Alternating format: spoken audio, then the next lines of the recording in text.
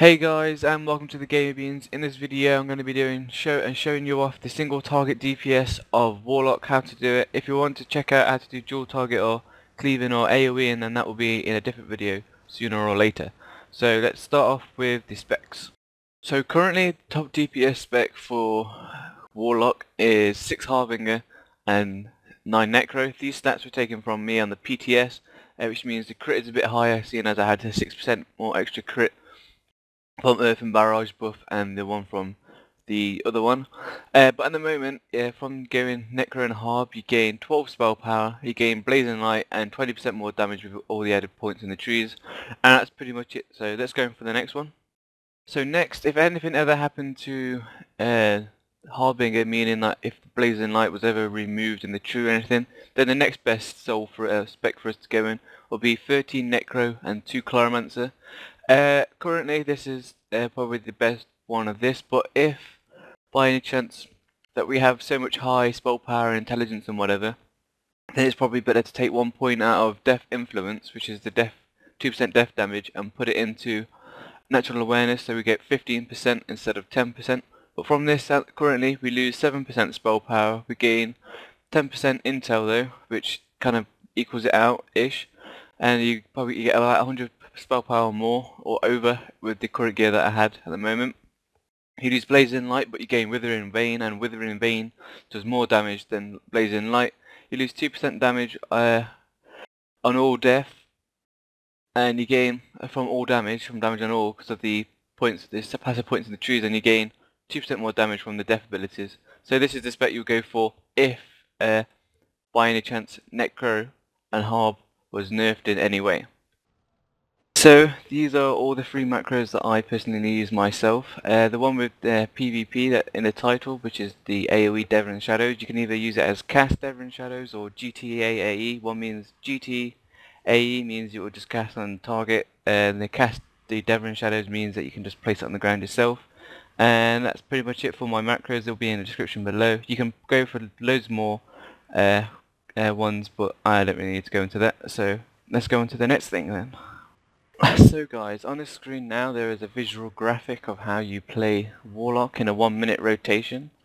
So at the start, where you have ED, which is Empowered Darkness, SLD is Sacrifice Life for damage, and Contaminate, and they're all the charge or the damage increases.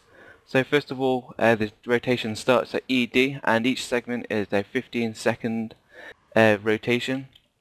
So we're going to start off with, you would start off with immediately using ED in this rotation section, and then you'll go straight into Void Barrage, so it does loads of damage with Void Barrage.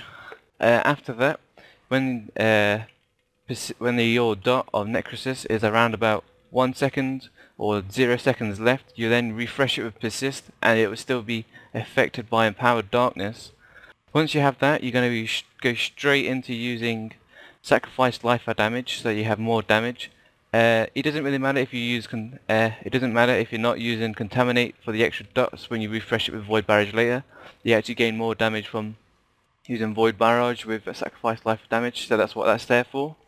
And then after that, after using Void Barrage and refreshing it, after X amount of time, you will fall off and you use Contaminate, so you get extra more damage with your Void Barrage, then with your Void Bolt, and then you keep on going until you use Void Barrage again with Contaminate, and straight after you Sacrifice Life damage for more, just so, because you need to pretty much use it as soon as it comes off cooldown to get the maximum amount of DPS from Void Barrage. It doesn't really matter if you wait, it pretty much a little bit less DPS loss if you wait for Sacrifice damage to come off cooldown, so don't do that. And then right after Sacrifice Life for damage, you want to refresh this time with Persist, with Contaminate though, because you don't really gain any benefit from using Sacrifice Life damage. And after that you go back at the start again by using Empowered Darkness and Void Barrage. So that's pretty much the single target rotation in a nutshell, and let's go and move on to the starting rotation. Right, for the starting rotation, you first of all go by using Conflux, which you can use on a buff for yourself before you're not even using it on the mobs anymore. So use Conflux, use Life Leech, Antrophony, Necrosis, then if Defile and Dark Touch, then you use Empowered Darkness and then go straight into Void Barrage. If you ever get any procs like Opportunity or the Warlock Armor one for consuming agony, then use that as well when you're starting off, and then go straight into that. So make sure that you use it straight away so you don't lose any DPS from using that. And then once you've done that and you've started the rotation and you've now into the Warlock 1 minute rotation guide, which was just before this, you then need to use a few other abilities and just spamming that one button. The top priority, apart from refreshing your abilities, is using Draining Bolt. After that it's Neddra's Torture, which is in the macro, and then after that it's using what is it called? Blazing Light, that's the one. So Blazing Light, which is a dot from Harbinger, and apart from that, that is it. There are a few other abilities to improve your DPS by one of them is going into Necro and summoning your level 30 pet. Once you do that, on quite a lot of fights, that will give you about 400 more DPS wise from hits, just normal standard attack, and it will also give you the new ability you can use, Desecrate, which will then be a more priority to use than Blazing Light because it does more damage than Blazing Light. So, and apart from that, there's also one other ability which is called Neddra's Grasp. You will also use this as well on the boss if the boss uses all 5 stacks or uses more than 3 stacks. Then I think it's 3 stacks. I think if the boss uses more than 3 or 4 stacks of Neddra's Grasp every 15 seconds, or how long it let the buff last for, then you want to be using that as well. But you want to be using that last. That would be right after using Blazing Light. So the priority for that would be Draining Bolt, Neddra's Torture, Desecrate, Blazing Light, and then Neddra's Grasp. So you end up using a lot of instant casts. Actually, before all that, the top priority, apart from Draining Bolt, is using the Opportunity procs and the Consuming Agony procs from Warlock Armor. So make sure that you get enough for them, and then the list I said before. And that's pretty much it for the single target wise and the abilities you need to use. Apart from that, there are a few like oh shit buttons, so you can put Death Repel and Salvage Corruption and macro together, or you can swap it and have it into you can take it off and swap it onto different targets by doing macros for all this kind of thing, like cast that focus and all that kind of stuff. And also, lastly, remember to use Conflux when it comes off cooldown. And I almost nearly completely forgot about it, but Death's Door. So at 50% over the boss's health or your target's health, you'll be able to use a new dot which is called Death's Door. This dot only lasts for 8 seconds, has a 10-second cooldown, and it's our best dealing dot that we have. Most people used to go for you refresh this dot every round of refreshing your things, and refresh using Void Barrage and Persist every 0 to 1 seconds of necrosis. Well, that technically is, well, that's not really as good.